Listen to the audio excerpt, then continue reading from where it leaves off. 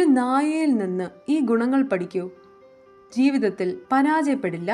ചാണക്യൻ പറയുന്നത് കേൾക്കൂ. ഒരു കുടുംബാംഗത്തെ പോലെയാണ് പല കുടുംബങ്ങളും ഇന്ന് നായയെ കാണുന്നത്. ചാണക്യൻ തൻ്റെ നീതിശാസ്ത്രത്തിൽ അതിൻ്റെ വിശ്വസ്തമായ പെരുമാറ്റത്തിൽ നിന്ന് നിരവധി മനുഷ്യർ പഠിക്കണമെന്ന് പറഞ്ഞിട്ടുണ്ട്. സ്വന്തം സ്വാർത്ഥതയ്ക്കായി മറ്റുള്ളവരുടെ സന്തോഷം നശിപ്പിക്കുന്ന വ്യക്തി ഒരു നായയിൽ നിന്ന് ജീവിത പാഠം പഠിക്കണമെന്ന് അദ്ദേഹം നിർദ്ദേശിക്കുന്നു. നായ്ക്കൾ തങ്ങൾക്ക് കിട്ടുന്നതിൽ സംതൃപ്തരാണ്. അവ വളരെ സന്തോഷത്തോടെ അവർക്ക് കിട്ടുന്ന ഭക്ഷണം കഴിക്കുന്നു. നായ്ക്കളുടെ ഈ ഗുണം ജീവിതത്തിൽ നമുക്ക് കിട്ടുന്നതിൽ സംതൃപ്തരായിരിക്കാൻ നമ്മെ പഠിപ്പിക്കുന്നുവെന്ന് ചാണക്യൻ പറയുന്നു. ഭക്ഷണത്തിൻ്റെ കാര്യത്തിൽ നമ്മൾ കഴിക്കുന്ന ഭക്ഷണത്തെ ബഹുമാനിക്കണം എന്നും ചാണക്യൻ പറയുന്നു.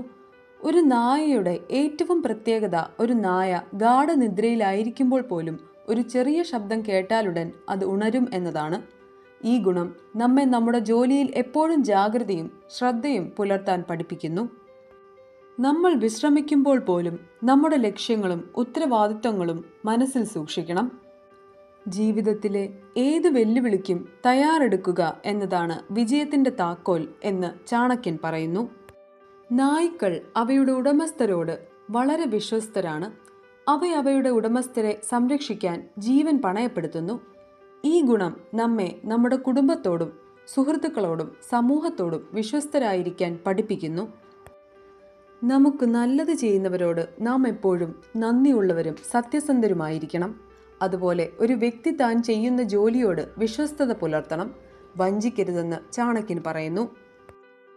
ചാണക്യനീതി പ്രകാരം മനുഷ്യർ നായകളിൽ നിന്നാണ് നിർഭയത്വത്തിൻ്റെയും ധൈര്യത്തിൻ്റെയും ഗുണങ്ങൾ പഠിക്കേണ്ടത്. ഒരു നായ തൻ്റെ ഉടമയെ ഉപദ്രവിക്കുന്ന ആരെയും ധൈര്യത്തോടെ നേരിടും. അത് തൻ്റെ ജീവൻ പണയപ്പെടുത്തി ഉടമയെ സംരക്ഷിക്കും. ഒരു വ്യക്തി എപ്പോഴും നിർഭയനായിരിക്കണം. അങ്ങനെ അയാൾക്ക് ബുദ്ധിമുട്ടുകളെ ധൈര്യത്തോടെ നേരിടാൻ കഴിയും.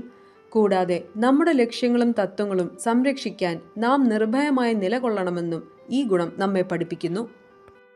ജീവിതത്തിൽ അനീതിയെ എതിർക്കാൻ ഒരവസരമുണ്ടാകുമ്പോൾ നാം അതിനെ ധൈര്യത്തോടെ നേരിടണമെന്ന് ഇത് നമ്മെ പഠിപ്പിക്കുന്നുവെന്നും ചാണക്യൻ പറയുന്നു.